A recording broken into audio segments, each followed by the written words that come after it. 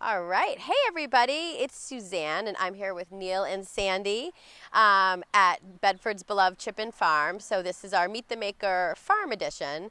And I believe you're the only, working farm with this type of animals and stuff in Bedford or any place really close by. Right? Yeah. And it's been a fixture in town since long before I was a kid. I remember coming here when I was a kid with my family as well. But they're the third generation.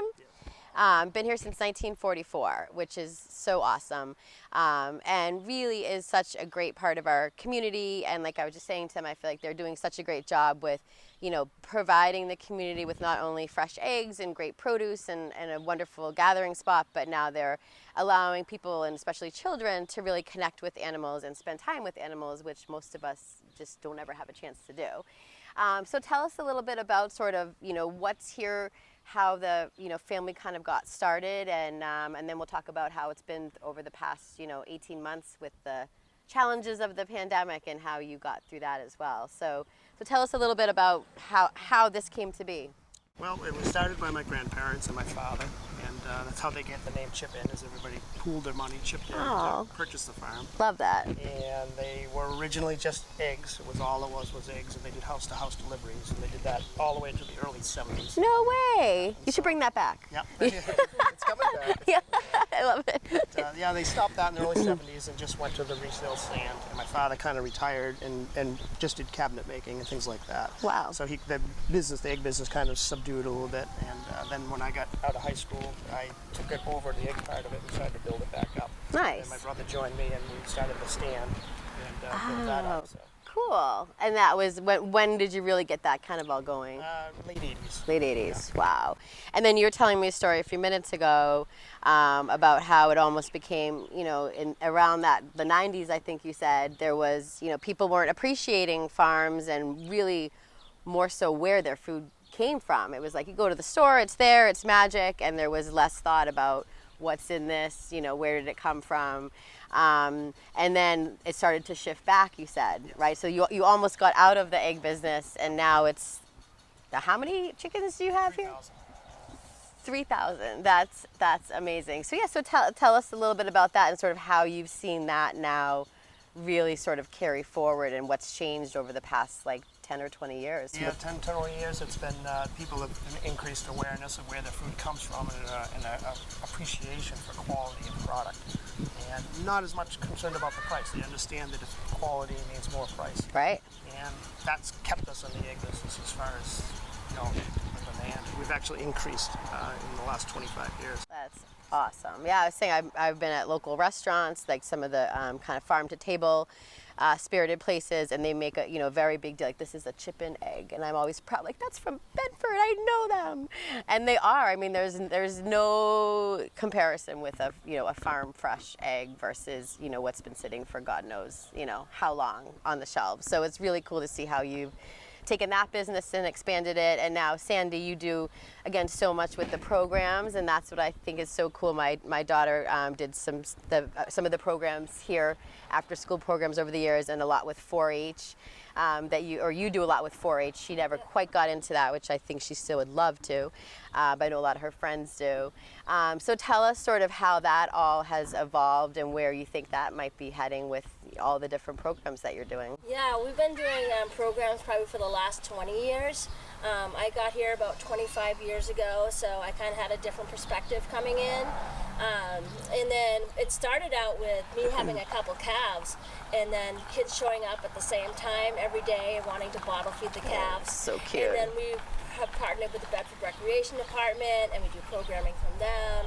And then we have farmers helpers, and we have a preschool program on the farm. And what I love about having a farm, it's a classroom without walls.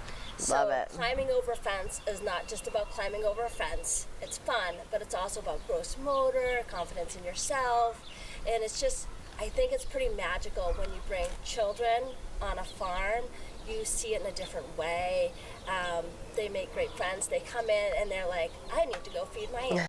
I love it. They do it, and I just see it in a whole different light whenever I work with the kids. So that's what I love about it. It's just a sense of community. Yeah. And now we're starting to see grandchildren come in and having their parents show us what they've experienced. So you have stuff for all ages, all the way from 0 right up to middle school. Well, so we try to cover everything. Yeah, absolutely. And I mean, we see you in the, the Bedford Day Parade, which I believe is coming back this year, and you'll have the 4-H and chip-in and kids walking goats. And I believe you had one of the baby. We've had cows Yeah. through town, and it's pretty magical. The 4-H kids this year, they were there helping deliver the baby goats. We do goat yoga on and off the farm. We do birthday parties. And But yeah, no, it's such a great gift that you're bringing that to the community and allowing the kids and the parents to get involved. And they do goat yoga, which I've yet to experience. I know Bethany does it a lot, and I see and hear great things about it. So I definitely should give it a try sometime. And Absolutely, it it's sounds fun. like a lot of fun. So it's not, you're getting it through all the generations, the kids and the parents and stuff, which is so cool. There's very few places that you can do kind of stuff for free, and the petting zoo is free, and the kids can come in and. The kids will come out and be taking care of their animals, So while sweet. the parents are shopping. It's just pretty magical to see. It's a win for a parent too, because you're like, you can enjoy that beautiful animal and not have to necessarily take care of it 365. Yes. Although, yeah, in our family, we're heading in like the other direction, as you know. But, and also you were mentioning through the pandemic, just sort of how, again, you pivoted and were like, okay, let's, what's the need of the community? And like you were saying earlier, Neil, people really started thinking like, well, I remember those moments of thinking, what if like there's no food on the shelves? Like, what if this whole supply chain, it really made people think even more, I think, about how things work. So tell us a little bit about your experience and how you quickly were able to pivot and help the community with the way you ran the curbside and everything. Yes, because we shut the stand down, so we went to just strictly curbside. So people would just call in their orders, and we were inside the store. Was like, we called it the command center. It just was funny. Everybody running around pulling orders. And I bet it was so busy. It was very busy. Yeah. For, the first couple months, and Yeah. then slack off, and then we reopened the store, and we were still doing the curbside. We still Yeah. continued with that, and we still. Yeah, no, that's really good to know. So, right, if somebody doesn't feel comfortable or maybe they have a hard time getting in and out of the car, that's a really, really nice service. But because inside the store, I mean, you have everything. They've got fresh produce, great bread, candy. I would say I love your chicken pot pies and the seafood, like the fresh meat. I mean, there's really you could have everything that you need right here and never have to leave town. And again, feel like it's like we were saying before, just that sense of community. Like you're here for the community, and hopefully the community's here for you to make this all work. And then you do a lot of Christmas, with the Christmas trees. Like it's just always festive, and fall with the pumpkins and the mums. It's just, there's always something happening at the farm, which is super cool. So anything else, like what do you think about the future? Is there anything else that's kind of running through your mind, another program you want to do, or any type of change that you see coming in your business in the future? Probably just keep refining what we're doing, and we're trying to get to the point where we're kind of concentrating on the things that we do best.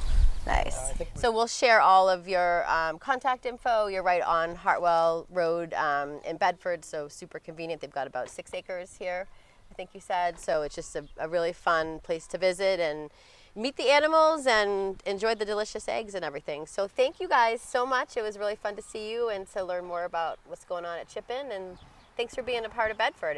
We're so lucky to have you guys. It's very, very fun. So thanks.